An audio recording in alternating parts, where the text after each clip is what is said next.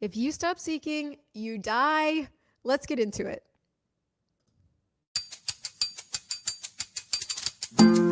Welcome to the Crystal Crawford Show. I'm Crystal Crawford, and I invite you to a deep exploration of the tools of access consciousness and a totally different way of being.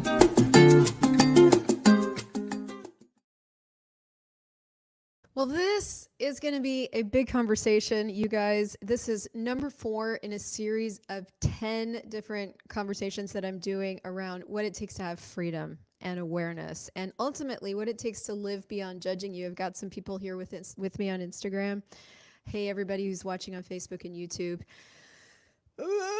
This was a big study for me this morning. So we're going to dive into seeking and what that means about you. We're going to talk about question and why you would even want to, what it means to live as a question, what questions you can start to ask. I've got somebody live here from Cali, Colombia. Hello, Beatrice. Nice to see you. And a bunch of other people. So let's get into it. This is coming on the heels of me choosing to recommit to me. And the first thing I want to say to you is that your life's not going to work unless you're 2 feet in to you. And I've been talking to a lot of people lately about being enough, feeling like you're enough, believing in yourself, and all the confidence things. And that comes from being committed to you. And when you're committed to you, that generates this energy in your world that you can create anything from. And if you don't believe me, head over into chapter 4 of the 10 Keys of Total Freedom. And there's this whole amazing section in the Kindle, it's on page 118, about what create is. So when you feel like you can't create, this is a little bit of a rabbit trail to start out with, but when you feel like you can't create, go read this page, because committing to you creates the generative energy that you can create from. And I think what most of us are struggling with right now is that we are not committed to ourselves because we judge ourselves. And this seeking thing is big. So let's dive into what it means to live as the question. When you are functioning as you are a natural seeker. You always want more. But raise your hand energetically if you ever judged yourself or got judged for always wanting more. I can't tell you how many conversations that I've gotten into with other people where the narrative inside of them came from their family or society or religion, where it's like you're never satisfied, you always want more, and that's wrong, basically. Essentially, you're never satisfied is a judgment that gets thrown around a lot. Okay. I don't know if I directly got judged for that, but I definitely learned very quickly in my life to shut my mouth. So I spent most of my childhood, literally until I was about 25, believe it or not talking. So I learned very quickly that questions create stress in other people's world, and so don't ask them. Just watch. You're going to pick up a lot of information from just watching. So that's where I went with it. But I know other people, like Andres has talked about how, he was a very active, verbal, running around monkey child. So look at how you were as a kid. Whatever you were was very likely made wrong. And if it wasn't, you had a miracle parent who had a lot of allowance. How does it get better than that? But in some way, for the most of us, the way we were naturally, which was this constant state of more, was made wrong. So what's the key to freedom? How do you live without judging yourself? Well, you include yourself. You include you just as you are. And your natural state is more. Literally, my name is Crystal Moore Crawford. It's actually Crystal Joy Crawford. Crystal Joy Moore Crawford. More joy, more glory, more money, more business. I want more all the time. And if I didn't judge that, then that would just be this constant state of living as the question. Because when you are living as more, you always have questions. You're like, well, what else is there? I just discovered this. Well, what else is there? I just received this money. Well, what else is there? And that's not wrong if you don't judge it. So this chapter 4 is titled Living as the Question. That's what it is to live as the question, is to allow yourself to be a constant space and state of more. What else is there? Because if you know that that's your natural state, then every time something comes in, whether it's good or bad, you're going to wonder how it gets better. And you're going to wonder what else is there and what else is possible. And you'll be basically living in this space of Pollyanna. You know, when Gary Douglas talks about question, when people ask him about question, he tells all of us to go watch the movie Pollyanna. I grew up with Disney movies, so I know that movie well. And I remember being made really wrong for kind of being like that. I was like that probably until I was 8, 9, 10, 11. And then I hit middle school and I stopped because that level of naive curiosity, snowflake is what I kind of call it, wasn't right, good, perfect, or correct. Like it didn't fit. So I cut it again. I cut it off. I'm like, no talking here, no being here.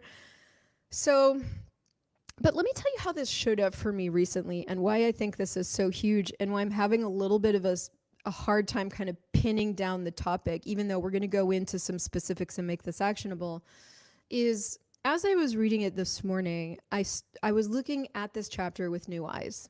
This is a conversation you hear a lot in Access Consciousness about. You've got to live as the question. And there's a lot of questions around it because it's like, what does that even mean to live as the question? And I've described it to you now. But I was sitting with it this morning and I was like, where did this go off the rails for me? And it really does go back to, for me, probably July or August of last year, where I landed in North America and I literally went, no more. Now, I think we forget that the universe is literal. And also, I didn't care at that point. At that moment, I just was done. I was just done. Now, I wasn't being conscious enough in that moment to recognize that what I was saying to myself and saying to the universe was I was done living. But I got to experience being done living after I was done. I got to experience what I chose, even though I wasn't very conscious about what I chose. And so I really did in that moment stop using the tools. I just stopped. I'm like, I'm done. So I quit. I remember for like 2 months, I was just done. I walked around the house and I showered, but the feeling of done was all throughout my world. And so guess what that created? Everything got smaller. Everything got shrinky. Everything was harder because I was still doing the activities of life, but I wasn't living. The act of living is this engaged, dynamic, engaged process. It's the thing that makes everything work. You know, when people come to me with money issues, there's two things going on all the time. All the time. When you're struggling with money, when I'm struggling with money, there's two things going on all the time. One, I have not been committed to me. I've been going through the motions of life without living. And two, I haven't engaged, which really, once you're committed to yourself, that's when you engage. That's where engagement occurs. But there's always just two things going on when money's not working. So once you commit to you and you're like, whatever it takes, I'm having a life that works. What naturally emerges out of that are questions. So what's next? Because before you're committed to yourself, you're like, how do I do this? And I'm not really sure. And you're in your head all the time, right? You're not being. You're going through the motions of life and you're trying, not choosing, to make things work. You're kind of like, you look like you're in your life, but you're not really in it to the point where no matter what you have to do or be, this thing called life is going to work for you. So the moment you choose that, the next thing that emerges naturally is like, okay, so what's next? Because now you're in. Now you're in the ring. Now you're in the game. Now you're in the race. Now you're going to run your own race. Until that moment, you were sitting on the sidelines of the race, kind of wondering, well, how am I going to run? And how's that going to work? And are my shoes going to fall off? And, like thinking about running. But once you get on the starting block and you're in the race now there's no more of that fucking around inside your head. You're just in it. And so that's when money starts working. That's when your business starts working. That's when everything starts working, because in that moment you're engaged. And now you are living as the question, because there is no other choice at that moment. At that moment, when you're in the race, you can't think yourself into running. You're choosing, you're in, you're on it, you're running. That's it. So questions naturally emerge. But to live as the question, you start by asking more questions. And there's different ways of practicing this. And a lot of you who've hung around Access Consciousness know our here's the first questions that you ever ask that you just start with. And it's these two. And if you know these, everybody shout them out now. How does it get better than this? How does it get better than this? Is the beginning of learning to live as a question. And I want to stop, so ask that question, but now I'm going to rabbit trail on that for a second. I was sitting with this today because now I've been doing Access Consciousness for 10 years. I got introduced to this in 2013. It changed my freaking life. I changed directions with my entire career, and I started doing this crazy shit. And that tool, how does it get better than this, was one of the first I heard. In fact, it was the very first question that was sent to me in an email. And I took that question initially and I journaled it. So I love to write things. For those of you guys watching, I've got a notebook. I wrote it on the top of a paper and I started journaling like how it got better, which, I mean, that's cute. I was determined. So I didn't really get it. But I was looking at it today, 10 years later. I'm like, that is a really interesting question. And here's what I get that question is doing for us. Raise your hand if you were taught to go find answers. Just full stop. Were you taught to go find answers? Were you taught the questions were to find the answer? So if I think back on all my math, all school essentially, but especially things like math that are logic based, every single question that you were to ask was to get an answer. So it was either you were going to ask a question to get an answer from the teacher, or the teacher was asking you the question to get the correct answer from you. And that was education. Nothing wrong with that. I think we learned some stuff and things. We got some facts. But we also got schooled in the art of answer. And I would say it's a dark art because it doesn't allow your universe to expand. It teaches you that there's a finite set of information and a finite set of tools, and everything's finite. And if you can just find the finite thing to match your query, then it's solved. And this is the whole way we're raised. It's like if we can find the answer to our question, then it's solved, whatever it is. So when a lot of us find Access Consciousness and like we're trying to change our life, right? We're trying to change how we feel inside. We're trying to be happy. We're trying to like manifest stuff and make stuff show up. And one of the very first things we're hit with is, well, we'll start asking this question. How does it get better than this? For everything. Good stuff, bad stuff. And I, in the beginning, was like, okay. But I didn't get it. And none of us fucking get it. Just, if you don't get it, it's fine. I didn't get it, but I just did it, which I guess kudos to me for just going, okay, I'll just try that. I'll play with it. But also I really didn't get it. So, but what I started to notice is I would ask that, how does it get better than this, for anything and everything, and things started to get better. Still not connecting the dots. I mean, honestly, it's taken me 10 years to like start to connect the dots. Well, the thing that starts to do is there's a few things. It invites the universe to show you how things get better, which you weren't doing before that. Anytime you get yourself into a judgment of yourself, you are inviting more judgment. So that's hard. And then there's no question in your world. You just have assumed you're wrong and you're going after yourself as the Spanish Inquisition might if you were a heretic, and you're killing yourself with judgment. So there's no curiosity there because we all know you're wrong. Hello. And so you suffer.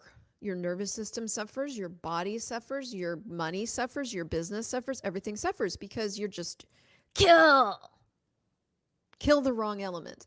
Learn with the presumption behind it that if you kill the wrong element, which we all know is you, then your life will work. So clearly, we're not really thinking this through, right? We're not really looking at what we're doing as something that is destructive. And we're not really like, we haven't really put two and two together that that's not probably the best pathway for us. So when you're invited to go, how does it get better? The very first thing that that's interrupting is your tendency to go into the judgment of you.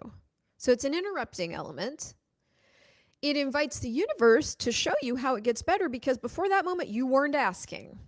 How many of you guys skip asking if it gets better when the shit really hits the fan? Do you forget that question? Just between you and me, I won't tell anybody. Where you're like, fuck, what the fuck? What the fuck, by the way, is not a question. The universe doesn't know how to answer what the fuck. The universe can't contribute to what the fuck. You have to look at the energy that you're asking what the fuck from and go, oh, well, the universe is now contributing that energy. So for the most part, most of us just like go into the judgment first. And so if we do remember, then we ask, how does it get better? Then the universe goes, oh, I can show you how it gets better than this.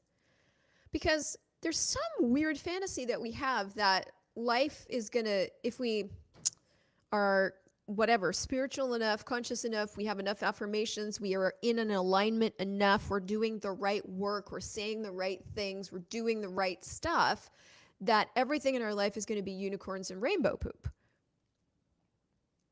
But sometimes it's stinky poop. And then what? So sometimes you are stinky poop. Sometimes stinky poop shows up in your life. And then what are you going to be? Are you going to judge yourself because stinky poop showed up in your life and you must have created that and what's wrong with you that you're not getting? Or are you going to go, oh, there's a stinky poop in my path. How does it get better than that? And walk around it.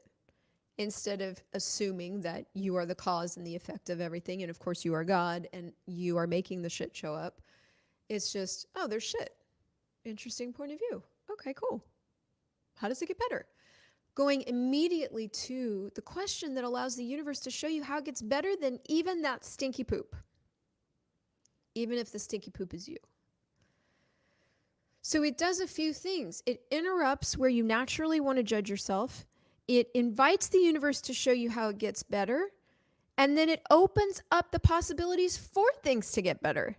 Anybody in a situation right now of their own creation, okay, fine, that you can't necessarily see how it gets better? Maybe you've even been asking, like, how is this going to work? By the way, that's not a true question. How is this going to work assumes that there's an answer.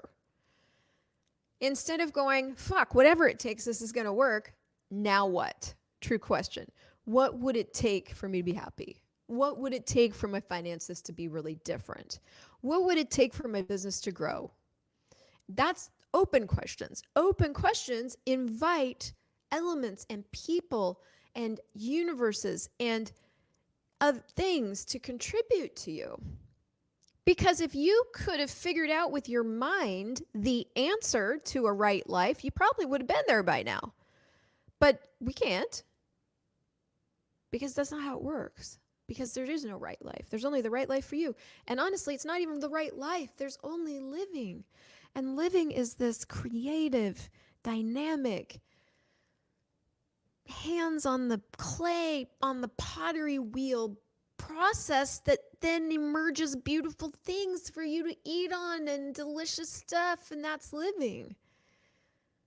So there isn't even an end or a there. There's only the act and the art of living. But the thing is, we were taught that there's a there. We were taught that success is that.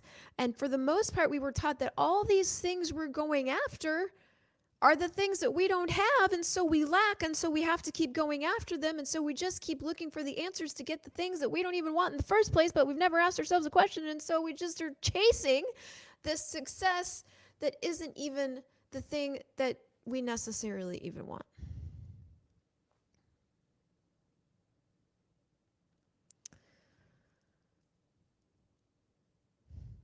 So where do you go from here?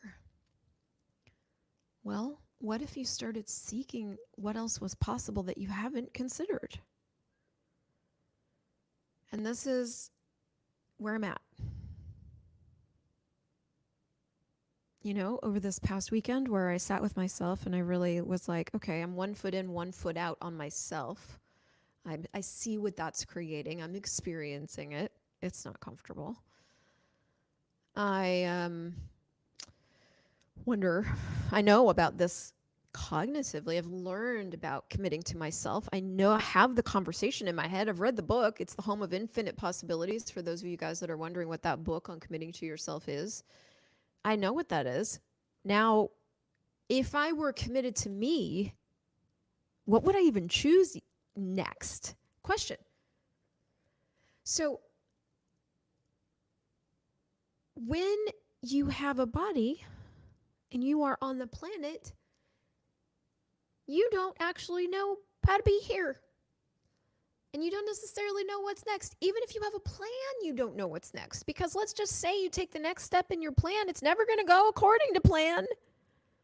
So at that moment, it doesn't go according. Anybody ever experienced something not going according to plan? Like lots of things, even like your own life. It's never going to go according to plan. So even if you have a plan, you might as well throw out the plan and do a target instead and just kind of like shoot towards that target in the hopes that you hit something and then move it, because that's all living is. I'm losing my point again, but it's like targets. Yeah, it's never going to go according to plan. Oh, there it went. There's the point. Oh, so this thing when we have a body. So you don't actually know how to do this.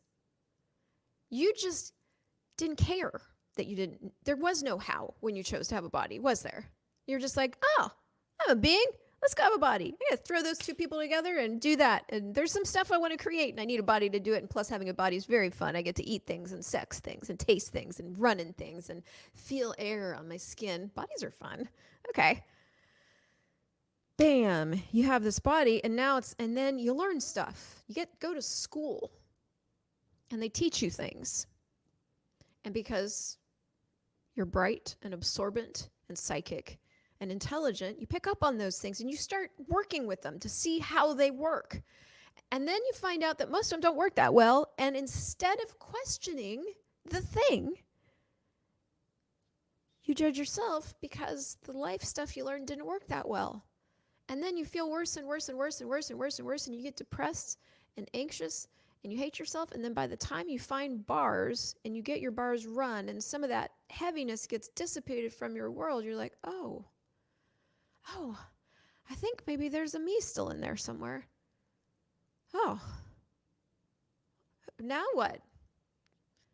And somebody comes along and goes, well, start asking these questions. Okay. How does it get better than this? And how does it get better than this? And what else is possible that I haven't considered? Because I have done everything that I've considered so far. But what I haven't really done yet is commit myself to continuing to ask what haven't I considered here? What haven't I considered here? What else is possible? Now, why would I do that? Because for me personally, I want to be free, not trapped. And the things that trap me are the decisions I make and the quitting and the not being committed to me. That traps me into death. I'm literally, once you stop seeking, you're dying.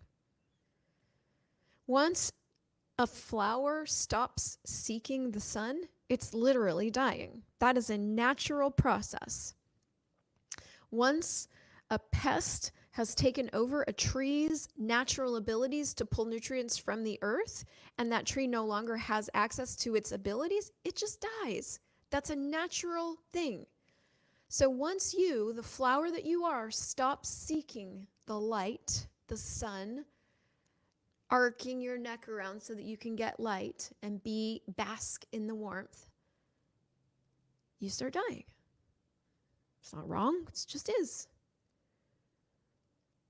So living as, the question is claiming and owning and being and choosing to live as the seeker that you are and the finder that you are and the more that you are. How many of you guys find yourself in a constant state of, I want this and I want this and I want this and I want it all at the same time? And then we've got all these really fun reels right now from people that are starting to create this ADD, ADHD content, which is like everything all at the same time, right? And they're going, oh, ADD, ADHD. And yes, But what if those weren't wrong? What if those were abilities that you have? When you make them wrong, you castrate the person with the ability because they all of a sudden assume that because they've been diagnosed that now they're wrong. Question everything. Are you wrong or something else? Does it make you lighter? Does it make you happier to think you're wrong or something else? So what if you could plant yourself 2 feet deep in your own reality? Go 2 feet in on you and go, what is right about me I'm not getting? What's right about me I'm not getting? And what else is possible that I haven't considered? And to circle back around to my process again, that's where I'm at. I'm like, what else is possible that I haven't considered? Okay, so I got as far as I thought I would go in this lifetime. That's actually what happened in July. I'm like, okay, I'm done. I got as far as I wanted to go. And I was done. I mean, all of you know I've been talking about like not being a facilitator anymore. I'm like, and it wasn't a flippant process. I was putting a lot of thought into it. I was looking at the energy too. It was a mash. It was a mashup of infinite being and finite being in different moments. But at the base of it was I'm not getting the results that I want from this choice. So I'm going to like look at my choice and choose something else. I'm going to step out of the ring with me because clearly everything I've been doing is not creating what I thought it would. And so I think I'm out on this person called me. I got a lot of really good information on all sides. It's not a, I'm lumping right now. There was a lot of great stuff that came out of that. But then when you go right underneath everything, I was still not fully in on me. So I would invite you to look at whether or not you are in on yourself. Are you fully in on you? Like, are you buying? Would you invest in you? And if no, are there a lot of judgments that you have about you that you're using to keep yourself from investing in you? And I don't mean buying another class. I mean, that's one form of investment. But I mean, like, would you bet on you? If you took yourself to the track, would you put money on you? And if you wouldn't, for what reason? And if you would, what is it you'd be betting on? That you'd win or something else? And would you be betting on that you would win against other people, or would you be betting on the fact that you're in a race with yourself and you always know that you're going to come out greater than you were yesterday? And all you have to do is jump 2 feet into you and start asking what's next. And you know that you know that you know that you will find your way forward. So what's next? And what's possible? And what can I choose next? And what can I create next? And if I were creating the world that I want to see and I were living the energy that I want to be, what would I choose? Question. Commitment to you instigates question. Until that moment, a lot of us are just trying to get question right. And we're trying to get question right because we've decided that the right question will create the right result. That's not what question does. It opens up possibility. It generates generative energy. From that generative energy, you create. And that creation is the institution of something that now has the platform of you. This creation now has legs and something to stand on. You. So now you can create anything. You can choose anything. As long as you've got the platform of you and what you can create anything. And you will when you're 2 feet in your own ring. So start where you start. Ask yourself the questions that you would like to ask yourself. I would like you to look at, are you 2 feet in on you? And if not, what would it take? That's a question. What would it take?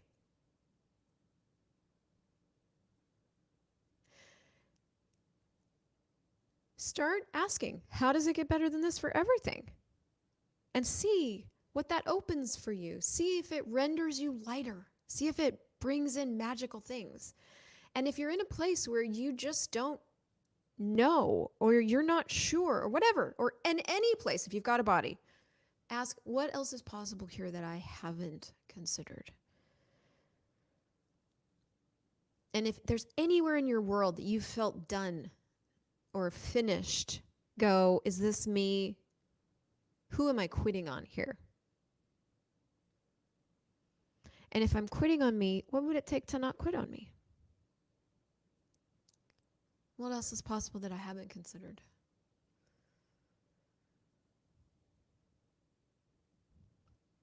Cool. Share this with a friend who needs it. Like and subscribe. Leave me reviews. Let's get this word out there. Let's do this. Let's create a different world together. And I will see you guys in the next conversation.